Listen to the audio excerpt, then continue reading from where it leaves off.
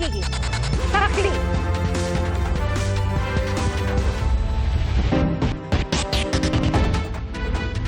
Wala pa rin preno ang taas presyo sa diesel. Hanggang 11 piso kada litro ang nakikitang posibleng taas presyo sa susunod na linggo ayon sa oil industry sources. Pero sa gasolina, posible raw ang rollback. Saksi si Joseph Moro.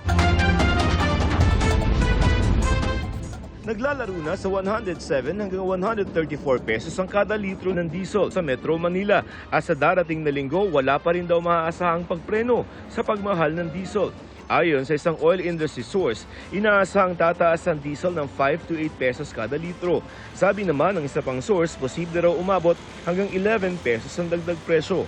Hanggang kagabi, tumaas ng $14.15 kada bariles ang average na bentahan ng diesel sa Min of Platts, Singapore. Pagdating sa gasolina, ayon sa isang source mula sa isang oil company, hanggang 3 pisong taas presyo ang asahan. Pero iba ang sabi ng isang oil industry source, posible raw ang piso hanggang 2 pisong rollback sa kada litro ng gasolina sa susunod na linggo. Bumaba raw kasi ng $4.88 ang kada bariles ng gasolina batay sa Min of Platts Singapore o MOPS average. Ginagamit ang MOPS sa pagpapresyo ng petrolyo sa Pilipinas. Parang krus na pasan-pasan ng mga Pilipino ang mahal na presyo ng produktong petrolyo. Kaya kahit tirik ang araw, tuloy ang ikalawang araw ng tigil pasada ng piston at iba pang transport group para iparating ang kanilang mga hinaing. Para sa mga transport group, tuloy-tuloy na penitensya yung walang haba sa pagtaas ng presyo ng mga produktong petrolyo na wala pang kasiguruduhan kung kailan matatapos. Magkakaroon pa tayo ng mga continuous na mga pagkilos, iba't ibang protesta hanggat hindi tinatanggal ni Bongbong Marcos at ibinabasura yung old regulation law at yung pagtanggal sa isa-isa at sabat sa langis. Ayon sa piston, magpepetisyon ulit sila sa Land Transportation, Franchising and Regulatory Board o LTFRB na ibalik ang naudlot na dagdag singil sa pamasahe. Magpapail tayo bago matapos itong buwan. Bukod sa noise barrage, idinaan din sa pagsayaw ng mga kabataan at syuper ang kanilang mga panawagan. Nagkaroon din ng kilos protesta sa Baguio City at Cebu. Matindi ang dagok na dala ng mahal na petrolyo. Nabawasan ang mga pumapasada, nabawasan din ang mga pasahero. Kaya hirap daw silang mabawi ang puhunan. Ang bus ngang ito 3 oras na raw naghihintay. Kanina umaga, paluwas namin, hindi man nga kami nasiting. Hindi kami napuno. Galing kaming road to hanggang GM, ang koleksyon lang namin to 7, dati 3.5. Ayon sa grupo ng city buses sa Metro Manila ng Mega Manila Consortium Corporation, nagbawas na sila ng hanggang 20% ng mga bumabiyahe nilang bus para makatipid sa diesel. Nagkaroon kami ngayon ng rotation, nagbabawas kami ng bus, konti lang. Halimbawa, if you have a 20-unit thing, tapos ng operator, pwede ba bawasan muna natin ng 5? And then yung mga hindi magdadrive ng 5 na yon, they are the priority tomorrow. Parang shifting kami. Pero kapag tumaas pa raw lalo ang presyo ng diesel, baka hindi na nila kayanin. Alam mo, natatakot ako, baka next week, another Tuesday, baka sabihin, another 30 pesos. Hindi na talaga, matutulog na lang ang mga operator dito dahil they cannot afford anymore. Susulatan daw nila ang Pangulo para hinging sagutin na ng pamahalaan ang itataas na presyo ng kanilang petrolyo.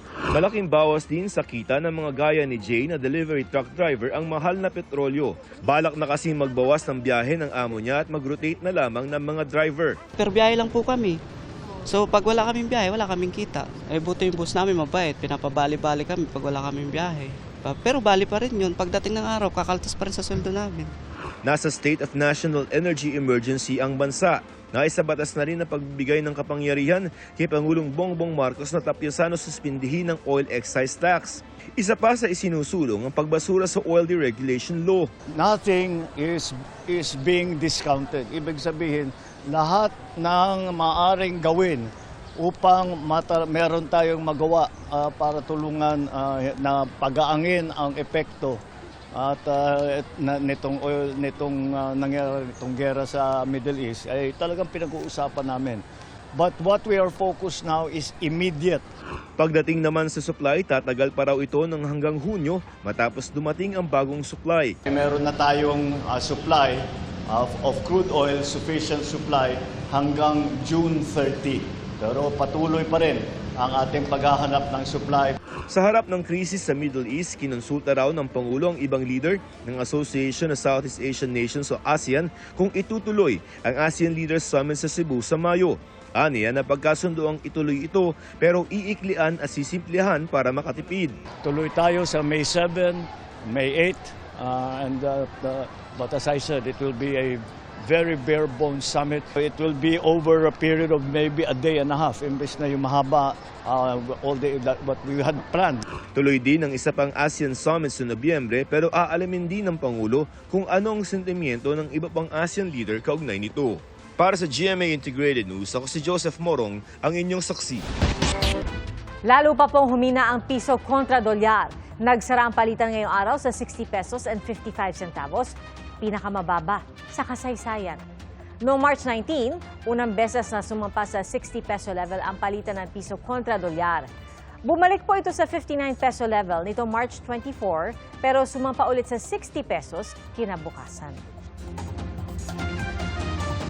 Bumuo na ng Special Investigation Team ang Quezon City Police para matunton ang may-ari ng sasakyang nagpakarga sa isang gasolinahan pero hindi nagbayad.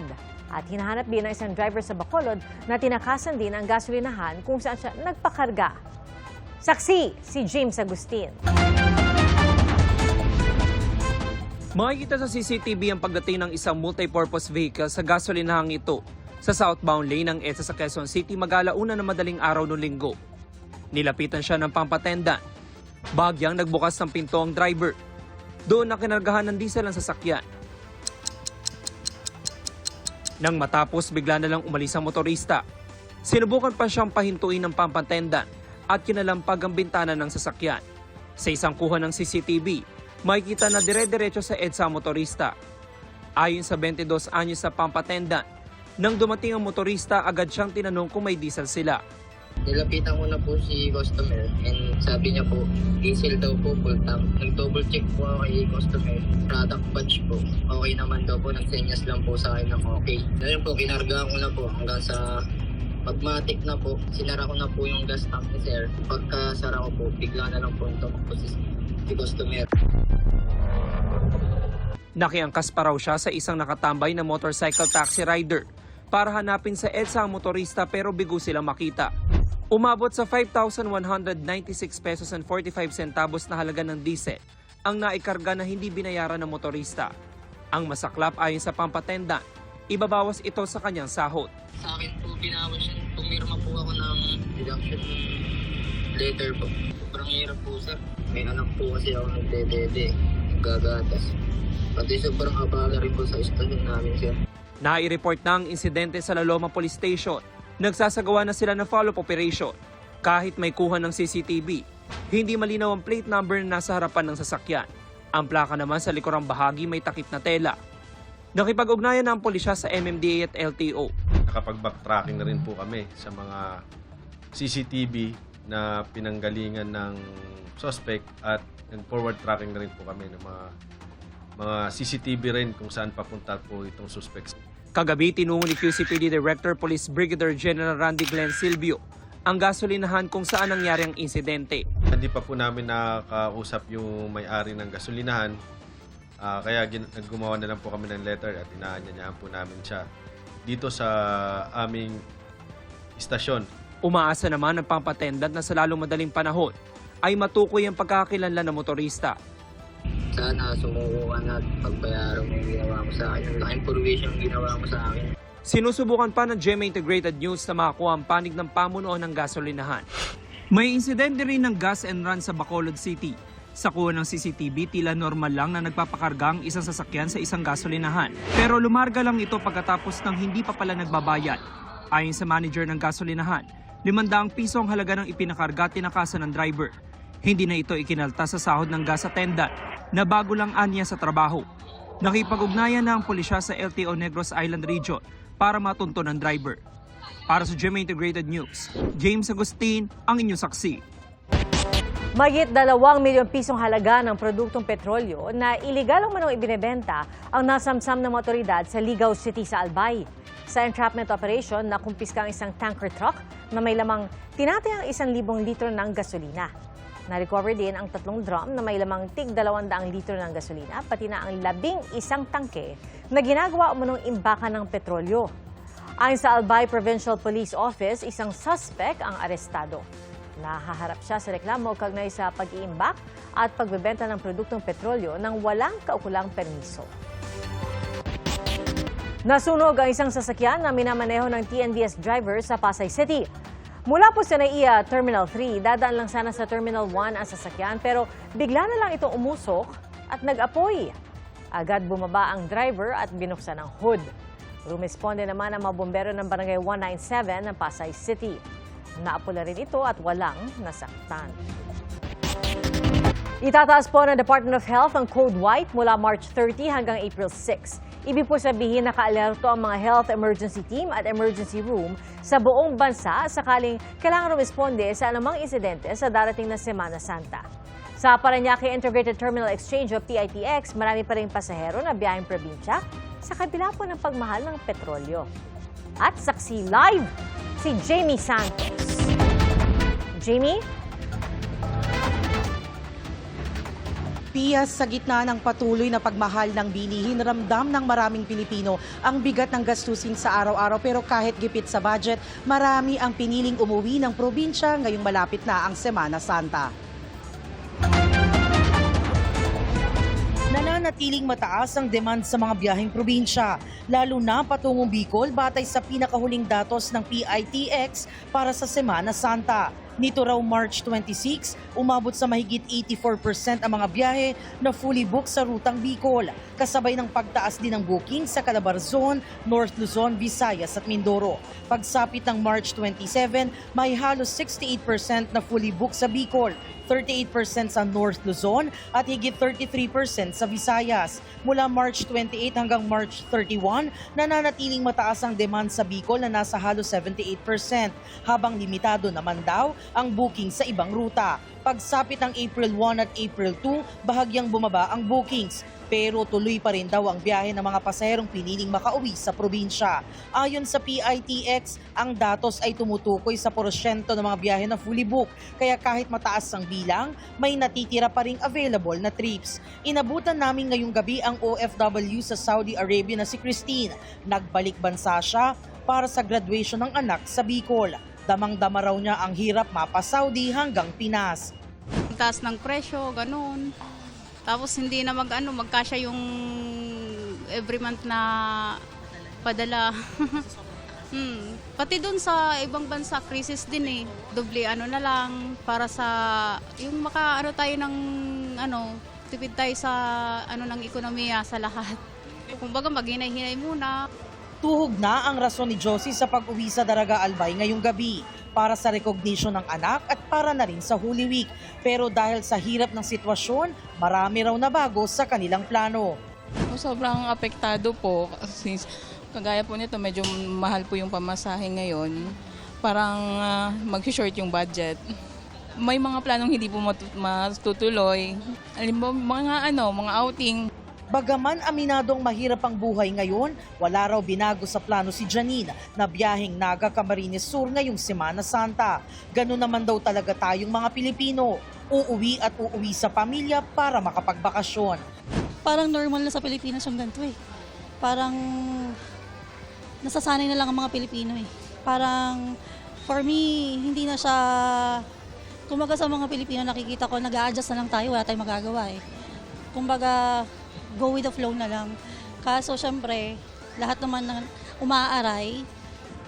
Sa isang terminal ng bus sa Cubao, fully booked na rin ang lahat ng biyahe sa kanilang aircon bus patungo sa Albay, Camarines Sur at Camarines Norte. Pero wag daw mag-alala ang mga nais humabol sa biyahe dahil may available pa sa kanilang mga non-aircon buses. Bagaman hirap din daw sila sa taas presyo ng diesel, hindi raw sila nagtaas sa presyo ng kanilang mga tiket. Ibabiyahe yung aming mga bus kasi nga volume yung pasahero. Kailangan namin pagsilbihan kasi yun yung araw na inaantay nila na uuwi sila ng probinsya. Doon nga kami nahihirapan. Mataas ang tuloy-tuloy yung pagtaas ng krudo tapos yung pamasahe naka-fix lang. Pihas, sa kabila ng bigat ng buhay, mas matimbang sa marami ang makauwi at makasama ang kanilang pamilya ngayong Semana Santa. Live mula rito sa PITX para sa GMA Integrated News, Jamie Santos ang inyong saksi. Hindi lang po sa langis, kundi pati sa iba pang pangunahing bilihin gaya ng delata, noodles at bottled water, may inaasahang taas presyo sa Abril. Ay po yan sa isang grupo ng mga negosyante. Saksi si Bernadette Reyes. Todo pagbabudget ang ginagawa ngayon ni Carmina. Dahil sa mahal ng petrolyo, nasa 200 piso na lang daw ang kinikita ng kanyang mister na jeepney driver. Mababawasan yung pagbawas po ng bilihin namin ng mga grocery. Yung murang bilihin na lang po ang bibiling ko na lang po. Lalo nang mahirap po ang kumita po ngayon eh. Nagpapadala man ng panggastos ang anak niyang OFW, di pa rin sumasapat dahil nagmahal na rin anya ang mga bilihin sa palengke. Pero mukhang mas maghihigpit pa ng sinturon ngayon si Carmina. Ayon sa Philippine Amalgamated Supermarkets Association, may taas presyo sa ilang produktong ibinebenta nila sa Metro Manila simula sa April 1. Nag-abiso na raw sa kanila na magtataas presyo ang mga manufacturer ng ilang produkto gaya ng delata, noodles, bottled water at iba pa.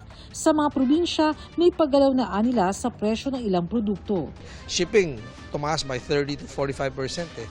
So, ang laki ng tinaas. Yung iba, kapag shipping hanggang port or pier, dadalhin pa dun sa tindahan. So, another tracking na naman ang babayaran. Hindi rin anya tiyak kung isang beses lang ito. Pwedeng maulit, hindi natin alam, no? Kasi they have to increase by 20% for example. Siyempre nakatingin na sila sa merkado, sa reaction ng behavior ng consumers. Kung masyadong malaki tinaas sila, baka mag-shift nga ng brand ng tao. So, takot rin sila, kaya dahan-dahan lang. Sabi rin ng Department of Agriculture, kung patuloy pa ang krisis, maaaring umabot sa halos 600 pesos ang kada kilo ng karning baboy, habang 300 pesos naman ang kada kilo ng manok. Sa Sorsogon, nagdeklara na ng state of calamity sa buong lalawigan dahil sa sunod-sunod na malakihang oil price hike. Sa ilalim nito, pinapayagan ng provincial government na gamitin ang Local Disaster Risk Reduction Management Fund kabilang ang Quick Response Fund. At dahil may state of calamity sa Sorsogon, otomatikong ipatutupad ang price freeze sa mga pangunahing pangangailangan tulad ng nakasaad sa Republic Act 7581 o Price Act. Bukod sa state of calamity, otomatiko rin dapat ang price freeze kung isa sa ilalim ng isang lugar sa state of emergency. Pero paano naman sa umiiral sa bansa ngayon na state of national energy emergency? Ayon sa DTI, walang umiiral na nationwide price freeze sa ngayon. Pero nakaalerto naman nila sila para tiyaking nasusunod ang mga suggested retail price at presyo ng iba pang kalakal. Ang palasyo naman, sinabing pinag-aaralan nila kung magpapatupad ng price freeze. Aaralin po ito. At ito po ay babalansihin at kung ano ang nararapat para po hindi lang isang sektor ang maaapektuhan. Balanse para sa oil industries, balanse para sa taong bayan. At dahil na rin sa state of national energy emergency, nagpaalala ang Meralco na magtipid muna ng konsumo ng kuryente. Yan ay habang patuloy pa ang gulo sa gitnang silangan na nagdudulot ng problema sa supply ng krudo. So far, we're okay as far as supply is concerned. But still, having said that, kailangan pa rin natin po na magpatupad ng isang agresibong energy efficiency campaign. Lalo na raw sa panahon ng tag-init kung kailan mas dumadalas ang paggamit ng appliances tulad ng aircon.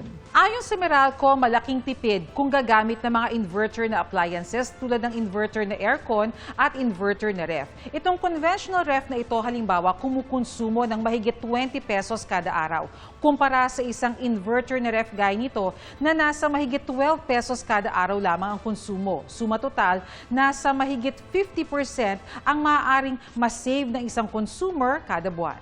At habang wala pang katiyakan ng paggalaw sa presyo ng mga produkto, patuloy munang magtiis ang mga apektado. Katulad yan, bawat saan kami pumunta, mahal po ang bilihin. Magtipid na lang po kami. Para sa GMA Integrated News, ako si Bernadette Reyes, ang inyong saksi. Hiniling po sa Korte Suprema ng mga abogadong kilalang kaalyado ni Vice President Sara Duterte na pigilan ang pagdinig ng House Committee on Justice kaugnay sa impeachment complaint laban sa Vice Presidente. Humingi po sila ng writ of prohibition at temporary restraining order dahil may pag-abuso raw ang komite. Magkaiba rin daw ang standards o batayan na ipinatupad sa mga impeachment complaint laban kay Pangulong Bongbong Marcos at kay Vice President Sara Duterte. Ay kay House Committee on Justice Chairperson Jervil Luistro, pag-aaralan muna nila ang petisyon kapag natanggap na nila ang kopya. Magpapatuloy pa rin daw ang impeachment proceedings hanggat wala pang TRO. Nagbabala ang Islamic Revolutionary Guard Corps ng Iran na bawal sa Strait of Hormuz ang anumang barkong maglalayag mula o patungo sa mga pantalan ng mga kaalyado ng Amerika at Israel. Sa kabila po yan ang sinabi ni US President Donald Trump na gusto nang makipagkasundo ng Iran. Saksi si JP Soriano. Ang mga tuldok sa mapang ito, palatandaan ng mga airstrike na tumama sa iba't ibang bahagi ng gitnang silangan mula noong unang umatake ang pwersa ng Amerika at Israel sa Iran noong February 28. Ang mga orange na tuldok, mga airstrike mula sa Amerika, Israel at mga kaalyado. Ang mga berde naman, galing Iran at mga kaalyado nito. Sa loob ng 4 na linggong palitan ng airstrikes, kitang tad-tad na ang ilang bahagi ng Israel na patuloy na ginagantihan ng Iran ng mga missile at pampasabog. Gayon din ang Lebanon dahil sa pambobomba ng Israel, bunsod ng sigalot dito sa grupong Hezbollah na kaalyado ng Iran. Kita ang mga orange na tuldok na nagkalat sa iba't ibang bahagi ng Iran, partikular sa Tehran, kung saan nasawi ang kanilang supreme leader noong unang araw ng pag-atake. Kita rin ang mga airstrike ng Iran sa iba't ibang bansa sa Middle East, partikular sa kahabaan ng Persian Gulf at Strait of Hormuz. Bukas eksaktong 1 buwan na mula nang magsimula ang gyera. Tuloy pa rin ang airstrike sa ilang bahagi ng Iran. Umabot na raw sa 1,900 ng patay, batay sa datos ng Iranian Red Crescent. Pinag-iingat pa rin ang mga taga-Israel sa mga missile ng Iran, kasunod ng pagpapakawala nito ng mga missile laban sa ilang bahagi ng Israel kahapon. Itinanggi na dati ng Iran na nakikipagnegosasyon sila sa Amerika at batay sa mga ulat ay tinanggihan din ito ang 15-point proposal ng Amerika para tapusin ang gyera. Pero sa isang cabinet meeting sa White House, iginiit ni Trump na gusto na raw ng Iran na makipagkasundo. Tinawag pa nga ni Trump na regalo o present ang pagpapadaan umano ng Iran ng 10 barkong may kargang langis sa Strait of Hormuz. They now have the chance, that is Iran, to permanently abandon their nuclear ambitions and to chart a new path forward. We'll see if they want to do it. If they don't, we're their worst nightmare. In the meantime, we'll just keep blowing them away. Gusto ni Trump na mabuksan muli ang Strait of Hormuz at limitahan ang military capability ng Iran. Pero wala raw garantiya na magkakaroon ng kasunduan. Are you thinking of taking control of Iran's oil? It's an option. I mean, I wouldn't talk about it, but it's an option. Pagkatapos ng cabinet meeting, ipinost ni Trump sa kanyang Truth Social account na ipaglalaban niya ang nauna niyang bantang pag-atake sa mga power plant ng Iran sa loob ng 10 araw. Alinsunod daw ito sa hiling ng Iran. Dagdag ni Trump, patuloy umano ang pag-uusap. Pero sa isang payag, nagbabala ang Islamic Revolutionary Guard Corps ng Iran na bawal sa strait ang anumang barkong maglalayag o patungo sa mga pantalan ng mga kaalyado ng Amerika at Israel. 3 container ship daw ang pinaatras sa Strait of Hormuz matapos magbabala ang kanilang Navy. Nagbabala rin ng Israel na pupuntaryahin ang mga pasilidad na tumutulong sa Iran sa mga pag-atake nito sa Israel. Sa gitna ng patuloy na sigalot, mag-aalas 7 ng gabi nang lumapag sa Pilipinas ang ika-5 chartered flight ng gobyerno, 349 na OFW, dependent at stranded na Pinoy mula UAE ang nakauwi sa bansa. Para sa GMA Integrated News, JP Soriano, ang inyong saksi.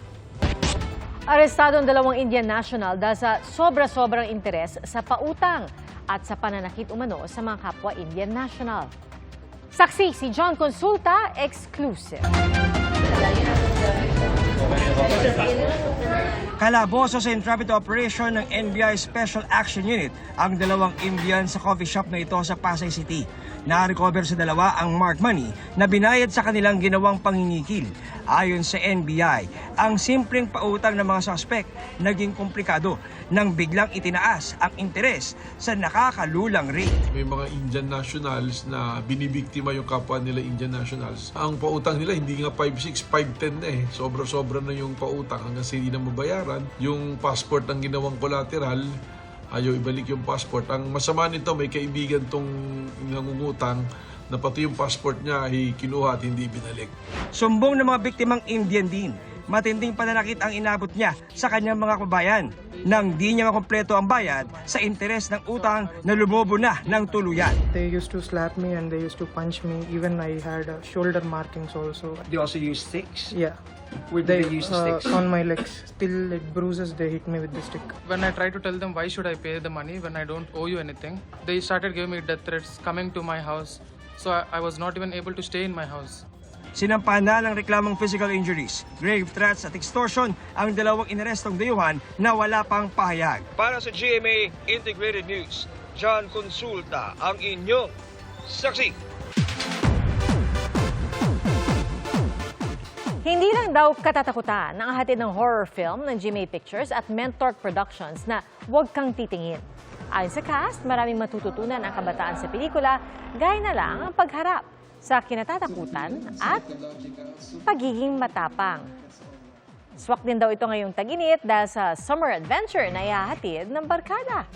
At para magbigay suporta, nasa MediaCon sina GMA Network Senior Vice President Attorney Annette Gozon Valdez at GMA Pictures Executive Vice President at GMA Public Affairs Senior Vice President Nessa Valdelion.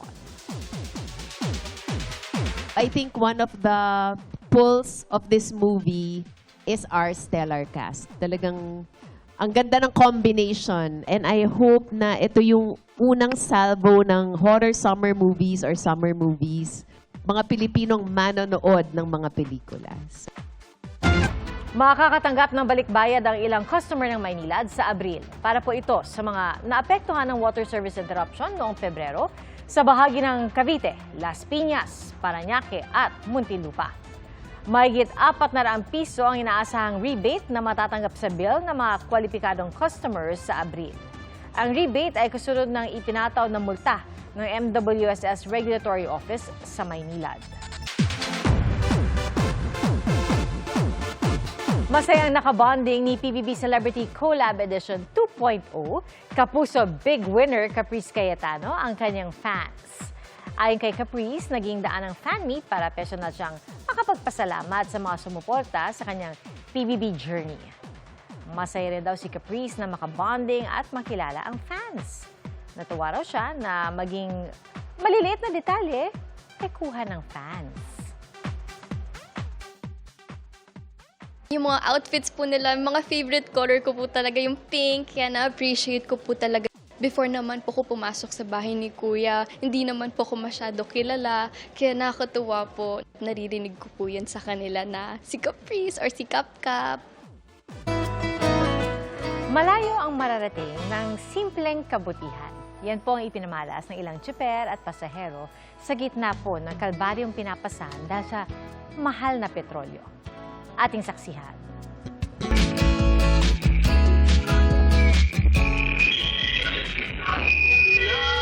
Pagkaabot ng bayad sa jeep, agad sumibat ang lalaking pasaherong yan sa Quezon City noong Lunes.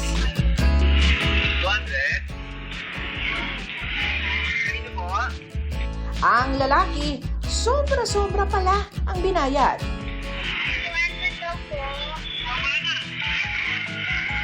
Ang driver na si Youth Cooper Roel Stephen Manuel at ibang pasahero, napangiti na lang. Nang panoorin ng CCTV footage sa kanyang jeep, doon nakita ni Roel ang pasaherong nagbayad at agad bumaba nang hindi kinukuha ang sukli.